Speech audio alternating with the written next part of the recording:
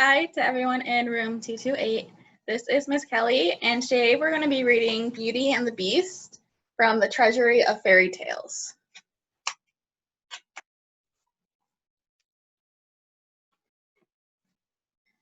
In a faraway country lived a rich merchant with his three lovely daughters, Bliss, Blossom, and Beauty.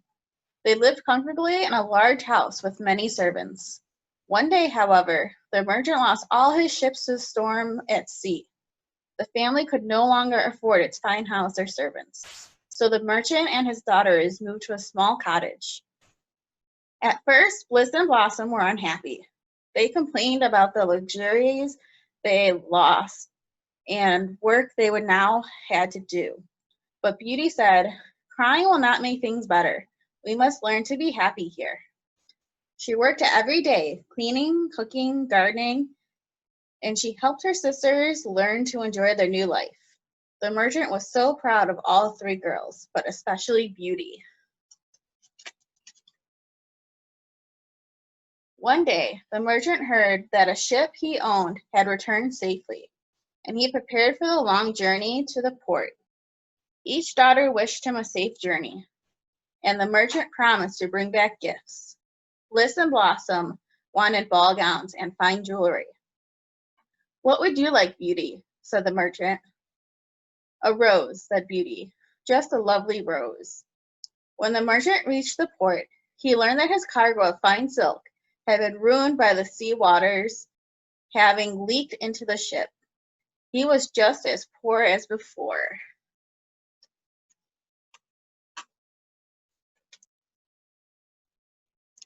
The merchant rode sadly home, passing through a part of the woods that he had never traveled before. As night fell, he began to hear soft rustling sounds behind him and eerie howls in the distance. Suddenly, a raging storm blew up, and he became lost in a deep, swirling mist of snow. The merchant pressed bravely on, but he soon realized that he would have to stop for the night. In the distance, he saw a yellow light that seemed to cut through the blizzard. He struggled toward it, hoping that he would find a small village or a tiny hut where he could sit out of the storm. He stepped into a clearing and came upon the most magnificent palace he had ever seen.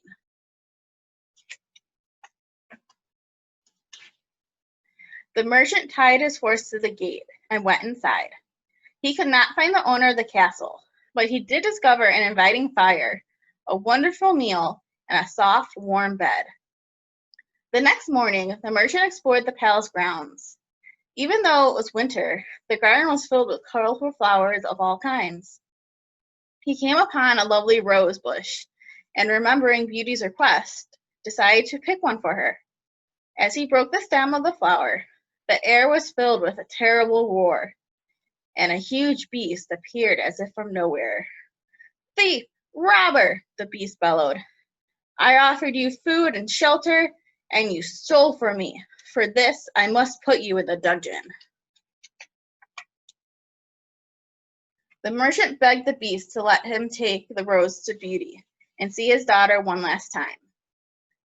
Touched by the man's love for his family, the beast gave him a magic ring to take him from the castle to his home, and the merchant promised to return and accept his punishment. He arrived home and told his daughters what had happened. "Must you go, father?" asked Bliss.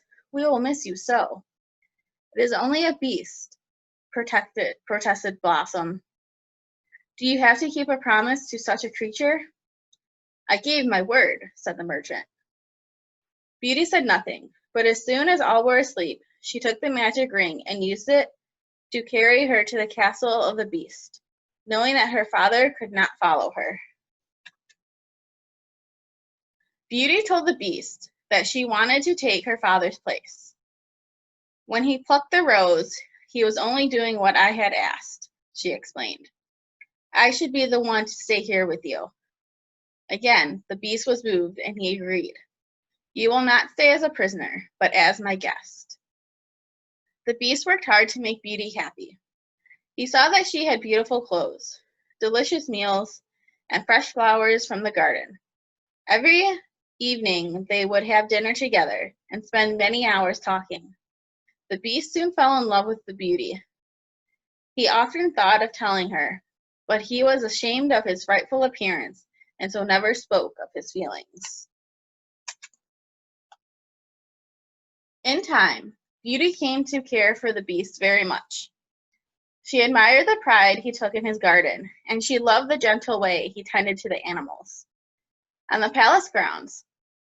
But he also missed her father and sisters, and one day she asked if she might visit them. "Very well," said the Beast, giving her the magic ring. "But I can let you go for only 10 days. At the end of the 10th day, you must return." Beauty went home, and her family was overjoyed to see her. When the time came for her to return to the Beast, she could not bear to leave. She had decided to stay one more day.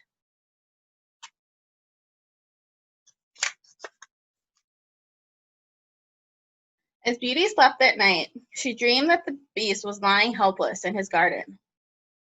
He seemed to be dying. She was so frightened by the dream that the next morning she used the ring to return to the palace. All was strangely quiet. She called out, but heard no answer. She rushed to the garden and found the Beast lying, just as she had seen him in her dream. "Oh, Beast, don't die," she cried. "You are so kind, and I do love you. You are ugly, but your goodness is easy to see." With Beauty's words, the Beast changed into a handsome prince. "An old fairy tale turned me into a beast to teach me a lesson," said the prince. "I was often cruel to animals that I thought ugly. The spell would be broken only when someone grew to love me in spite of the way I looked." The prince and Beauty were married at once. Her father, her sisters, and all the people who belonged to the prince's court came to celebrate the wedding. No longer a beast in either body or spirit, the prince and her family for the rest of their days. And that was Beauty and the Beast. Hope you guys enjoyed. See you next time.